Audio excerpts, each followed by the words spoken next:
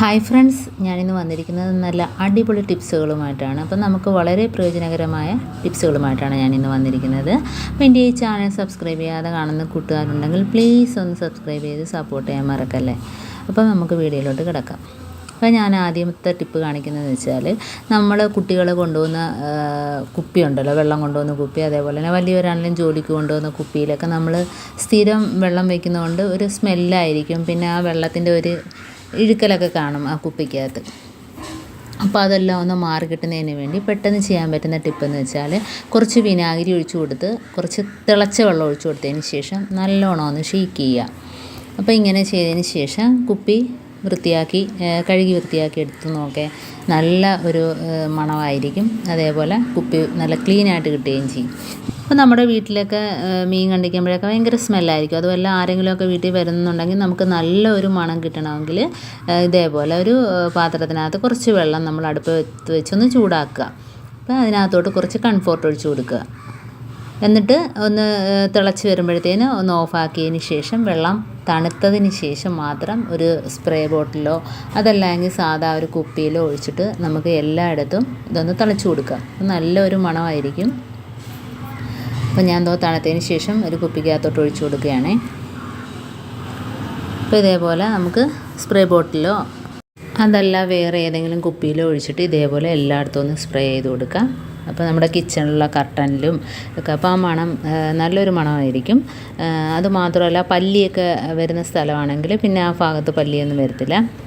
അപ്പോൾ ഇങ്ങനെയൊക്കെ ഒന്ന് ചെയ്ത് നോക്കുക, നല്ല ടിപ്പാണ്. ഇപ്പോൾ അടുത്ത ടിപ്പെന്ന് പറഞ്ഞാൽ, ഞാനിപ്പം വെള്ളം തിളച്ചതിന് ശേഷം അരി കുക്കറിനകത്ത് ഇട്ട് കൊടുത്തിട്ടുണ്ട്. ഇനി നമുക്ക് ഉച്ചയ്ക്ക് അവിയലിനോ അതല്ല എങ്കിൽ എന്തിനാണേലും നമുക്ക് പച്ചക്കറി അരിഞ്ഞിട്ട് ഇതേപോലെ ഒരു ഡപ്പയ്ക്കകത്താക്കി കുക്കറിനകത്തോട്ട് ഇട്ട് കൊടുക്കാം. എന്നിട്ട് നമുക്ക് ഇതിനകത്ത് തന്നെ കുക്കറിൻ്റെ അടപ്പിട്ടിട്ട് നമുക്ക് രാവിലത്തെ പുട്ട്, ഇപ്പോൾ ഞാൻ പുട്ടാണ് ഉണ്ടാക്കുന്നത്, അപ്പോൾ പുട്ടും മുകളിൽ വെച്ച് നമുക്ക് ഉണ്ടാക്കിയെടുക്കാം. അപ്പോൾ ഗ്യാസും ലാഭിക്കാം, വളരെ എളുപ്പത്തിൽ തന്നെ പണി എളുപ്പമാവുകയും ചെയ്യും. അപ്പോൾ നമുക്ക് എളുപ്പത്തിൽ തന്നെ എല്ലാ ജോലിയും നമുക്ക് തീർക്കാനും പറ്റും. അപ്പോൾ പുട്ട് ദാണ്ട വെന്ത് കിട്ടിയിട്ടുണ്ട്. അപ്പോൾ നമുക്ക് പെട്ടെന്ന് ഇപ്പോൾ നമ്മൾ കുക്കറിനകത്ത് വെച്ച പച്ചക്കറി നല്ലോണം വേവണ്ടെങ്കിൽ നമ്മളൊരു വിസിലടിക്കുമ്പോഴത്തേന് തന്നെ അത് തുറന്നെടുക്കണം.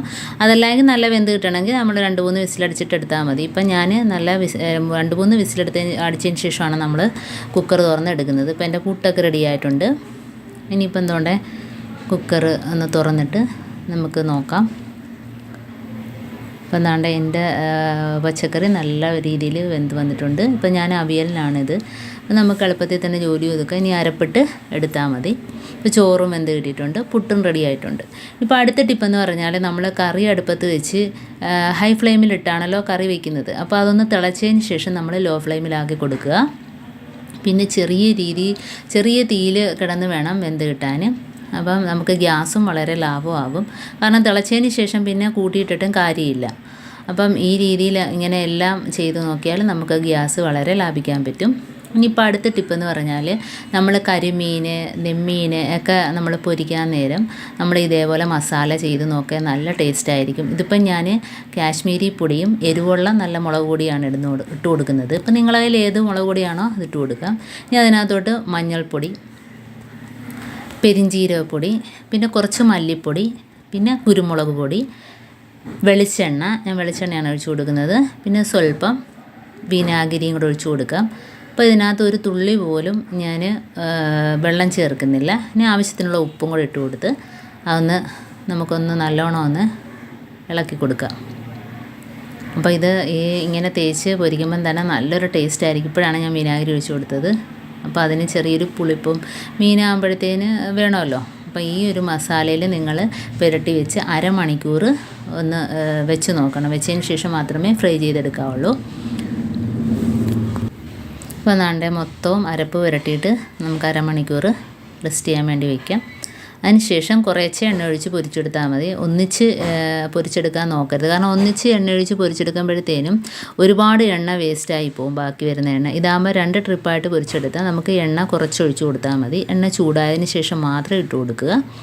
അതിന് ശേഷം ആദ്യത്തെ ട്രിപ്പ് പൊരിച്ചെടുത്തതിന് ശേഷം ആ എണ്ണയിൽ തന്നെ രണ്ടാമത് ഇട്ട് കൊടുക്കുക. അപ്പോൾ എണ്ണ വേസ്റ്റ് ആകാൻ കിട്ടുകയും ചെയ്യും. അപ്പം എൻ്റെ ഈ ടിപ്സുകളെല്ലാം നിങ്ങൾക്ക് വളരെ ഉപകാരപ്രദമാണെന്ന് വിചാരിക്കുന്നു. അപ്പോൾ എൻ്റെ ഈ ടിപ്സുകളെല്ലാം ഇഷ്ടമായെങ്കിൽ ഒന്ന് ലൈക്ക് ചെയ്യാനും കമൻറ്റ് ചെയ്യാനും സബ്സ്ക്രൈബ് ചെയ്യാനും മറക്കരുത്. കൂടെ തന്നെ ബെല്ലൈക്കൺ ഒന്ന് ക്ലിക്ക് ചെയ്യാനും മറക്കരുത്. എന്നാൽ മാത്രമേ ഞാനിടുന്ന ഓരോ വീഡിയോസും നിങ്ങളുടെ മുമ്പിൽ എത്തുകയുള്ളൂ. അപ്പോൾ നല്ല നല്ല ടിപ്സുകളുമായിട്ട് ഇനിയും കാണാം. Thanks for watching.